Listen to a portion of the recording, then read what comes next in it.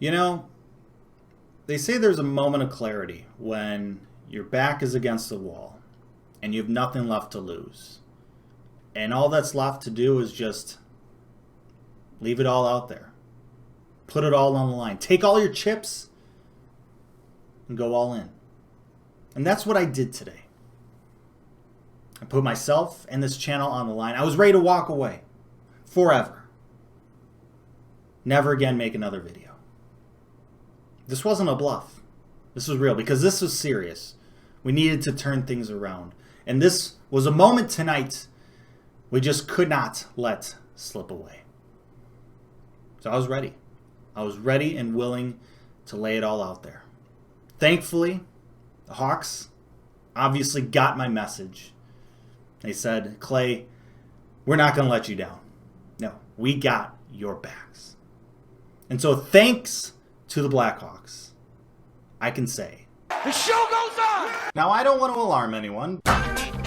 Is your debris making too much noise all the time? I haven't really prepared for this. Hello and welcome back to another episode of Hawks Recap. My name is Clay. Thank you for tuning in. The Blackhawks just completed their 40th game. Yes, the big 4-0 of this shortened 56-game season. First game of a two-game homestand against the Dallas Stars, needing to get back on track, needing to keep pace in the playoff push, and they get the job done. The Blackhawks get the victory 4-2 over the Dallas Stars.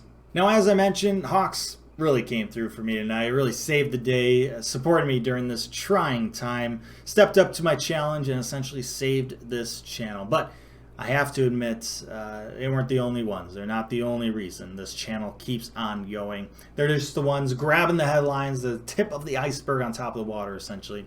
The main part of that iceberg of support is actually you, the viewer, those who watch these videos, who subscribes to this channel, who likes and comments, does all the dirty work. You are a huge reason why this channel keeps on going, why I keep making videos, and why I don't really ever plan to stop, despite whatever desperate thing I put out there on social media. So thank you so much. I really can't thank you enough for doing what you do. I hear you. I see you. Thank you so much. I cannot tell you how happy I am to have a group of supporters like you.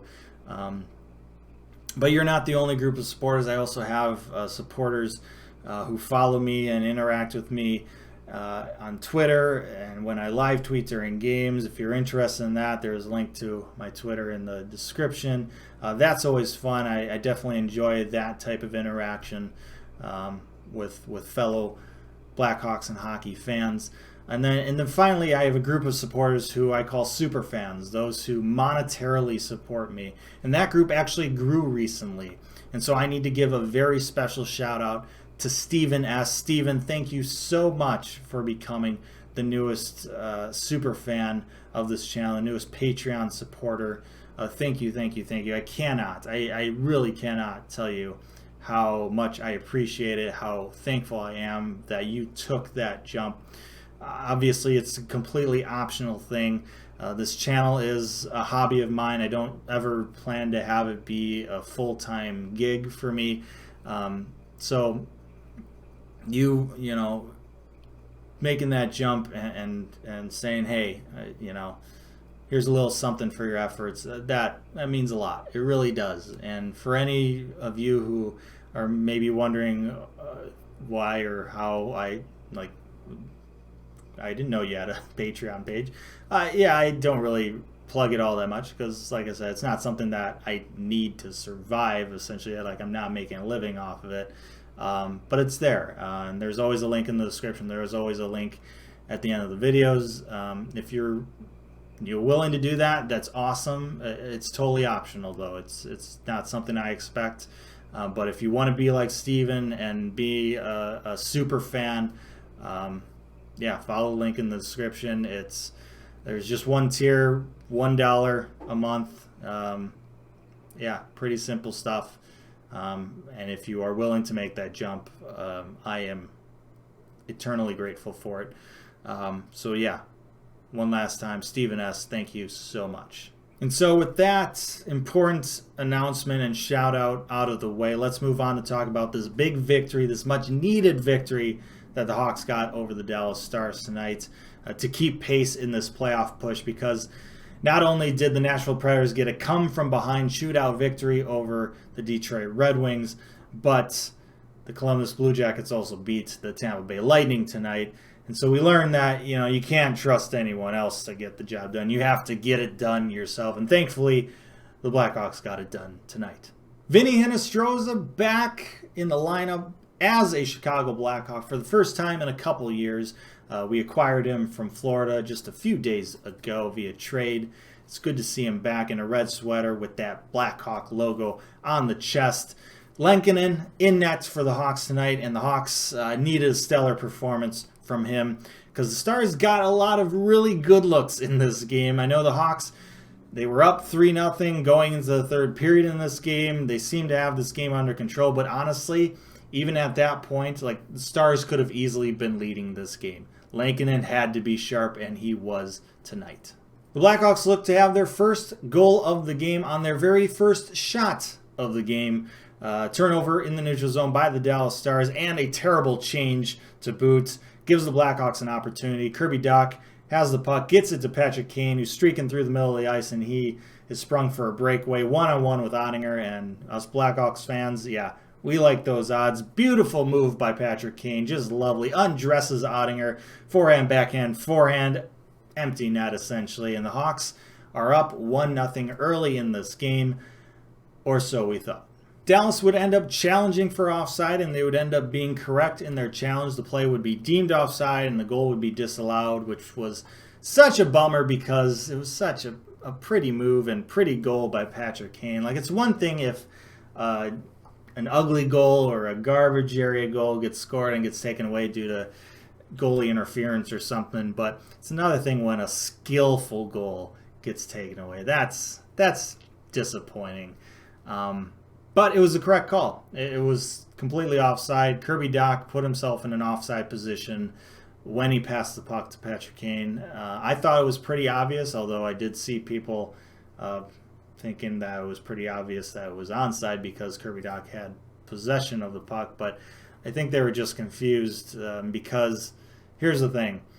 Kirby Dach was in a position where his feet were in the offensive zone, but the puck on a stick was still in the neutral zone on the other side of the blue line. And that's fine if you carry the puck in because you have possession of the puck in that sense. But in this case, Kirby Dach passed the puck from this position. So once the puck travels away from his stick, with a pass, he no longer has possession of the puck. And at that moment, he's still in the offensive zone with his feet, and that puck, which has traveled away from his stick, and is no longer being possessed by him, it's still in the neutral zone. It still hasn't crossed the offensive zone. So in that situation, he's still preceded the puck into the offensive zone, and therefore he is offside and the play is offside, and that's why it ultimately got called the way it did. So yeah, that was a bummer, but thankfully, with just under 8 minutes to go in the first period, Patrick Kane and Kirby Dach would connect again for what would be an actual first goal of the game. Patrick Kane, Kirby Dach on a 2-on-1 odd-man rush. Patrick Kane on the right-hand side, just a lovely sauce pass over the defender to Kirby Dach, who corrals it with his backhand, puts it to his forehand very quickly, and shovels it top shelf over a sprawling Ottinger. Kirby Dach with his first goal of the season, and the Hawks are actually, at this point in time, up 1-0. Thanks to Kevin Lankinen making a bunch of big stops on some really high-danger scoring opportunities for Dallas, the Blackhawks were able to take that 1-0 lead into the second period, where they would look to increase it. Just about 9.5 minutes into the second period, the Blackhawks would once again find themselves on a 2-on-1 odd-man rush. This time, it's Vinnie Hinostroza and Dominik Kubalik. Hinostroza with the puck up the right-hand side, gives a nice little pass over to Kubalik, who then puts it 5-hole past a sprawling Ottinger, and the Blackhawks take a 2-0 lead thanks to Kubalik's sweet scoring touch. And Vinnie Hinostroza's first point back as a Blackhawk. Welcome back, Hinostroza, it's great to have you back. The Stars would have a couple power plays in the latter half of that second period, some opportunities for them to really get back into this game, but thankfully the Hawks PK unit was up to the task. They were great tonight, killed off both penalties, kept the Hawks lead at 2-0. That's how it looked like it would go into the third period until we got to just under a minute left to go in the middle frame, where the Blackhawks have the puck in the offensive zone. Puck goes behind the net.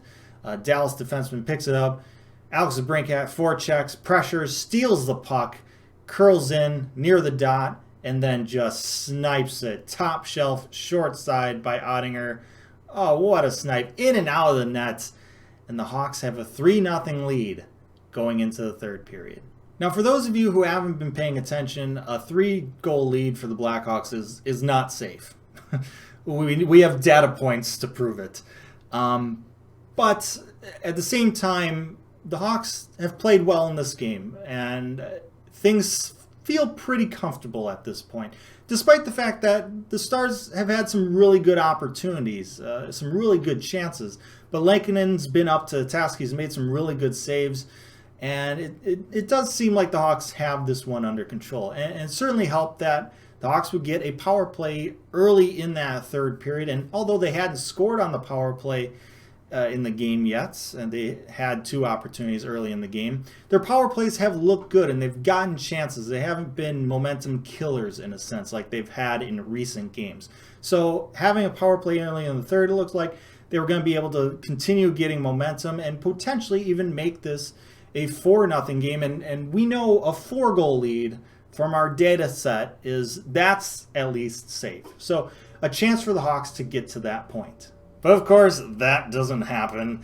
Blackhawks have a number of opportunities, some good looks on this power play, but in the end, Alex DeBrincat, I don't know who he was trying to make a pass to. It's hard to tell whether it was to Adam Boquist at the point there or cross ice to Patrick Kane, but nonetheless, the pass gets knocked down, and Andrew Cogliano picks it up and races in for a breakaway, and goes forehand, backhand, 5-hole on Lankinen, and just like that, the Stars are back in this game. If you're having a sense of deja vu, I'm here to tell you that you're not crazy. Like, this is happening. This has been happening. Despite the fact that the Hawks have statistically one of the best power plays in the league, they've also given up 5 shorthanded goals this season, which is tied for the most in the NHL. And they always seem to occur in situations where the Hawks have control of the game and it gets the other team back into the game. Like, it's a trend that is just ridiculous at this point in time. And it just makes you wonder why is this happening? Why does this continue to happen? Why can't we have nice things? And the answer to those questions is always going to be the 3 cups in 6 years. That's just karma. It is what it is. Dallas would end up getting another goal with just over 6 minutes left to play in the game, which would make this a 3-2 game and make it super interesting and scary. But thankfully, Dallas would end up pulling their goaltender, and that would prove to not work out for them. Patrick Kane, with just about 6 seconds left, would score an empty net goal. This one would actually count this time, and the Blackhawks would win this game 4-2. So yeah, big win for the Hawks tonight. Much needed victory for the Hawks to keep pace in the race for the playoffs. This can't be a one-time thing, though. We can't just come out on Thursday and lay an egg. We need to continue this effort because the Hawks played well tonight. I liked their hustle. I liked how they played. Obviously, they had the scoring touch. Big names came to play. Doc, DeBrincat, Kane. They're all there. Lankinen played great as well. But we got to come out and do it again against Dallas on Thursday. And then we got to do it again and again and again and again after that. Hopefully, if we can do that, some other teams can help us out as well. But ultimately, we can only control what we can control. And what I can control right now is saying thanks to you for watching this episode of Hawks Recap. I hope you got some sort of enjoyment out of it. Let me know your thoughts down in the comment section below. Like, share, and subscribe. I appreciate that as always. But most importantly, stay safe. Make good decisions. Thank you so much for your support. And I'll see you next time.